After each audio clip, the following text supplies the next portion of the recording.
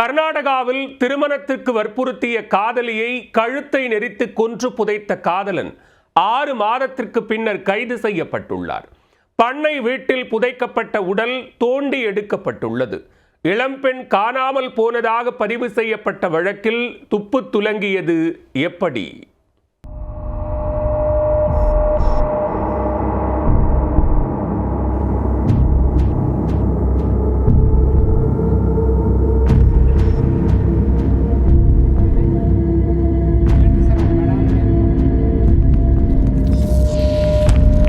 கர்நாடக மாநிலம் கதக் அருகே நாராயணபுரா கிராமத்தைச் சேர்ந்தவர் சதீஷ் ஹிரேமத்.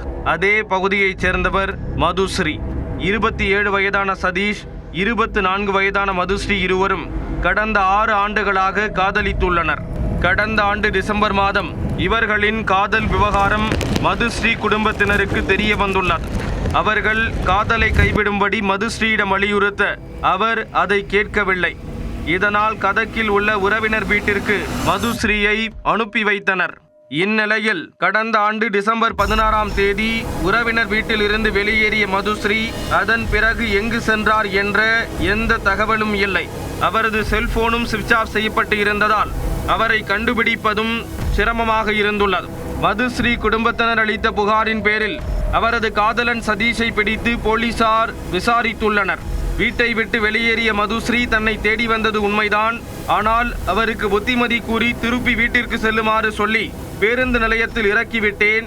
அதன் பிறகு அவர் எங்கு சென்றார் என தெரியாது என்று சதீஷ் கூற அதை போலீசாரும் நம்பி உள்ளனர்.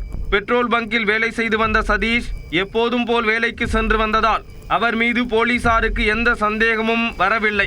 மதுஸ்ரீயின் செல்போன் எண்ணை வைத்து கடைசியாக அவர் எங்கு சென்றார் என போலீசார் விசாரணை நடத்தியதில் முக்கிய தடயம் ஒன்று சிக்கியுள்ளது.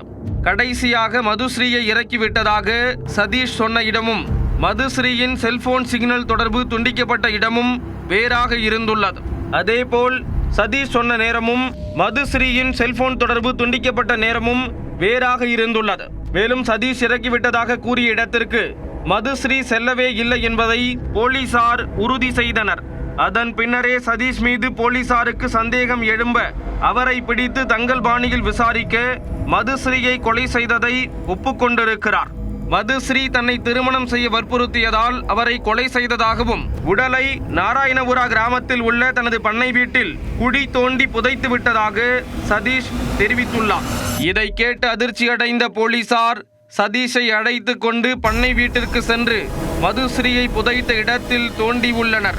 அந்த இடத்தில் மதுஸ்ரீயின் எலும்புக்கூடு மட்டுமே இருந்துள்ளது. அந்த எலும்புக்கூடுகளை கைப்பற்றிய போலீசார் அவற்றை DNA சோதனைக்கு உட்படுத்தி உள்ளனர். திருமணம் செய்ய வற்புறுத்திய காதலியை கொலை செய்த காதலன் அவரது உடலை குழி தோண்டி புதைத்ததும் 6 மாதத்திற்கு பின்னர் கொலை வழக்கில் துப்பு துலங்கியதும் பெரும் பரபரப்பை ஏற்படுத்தியுள்ளது.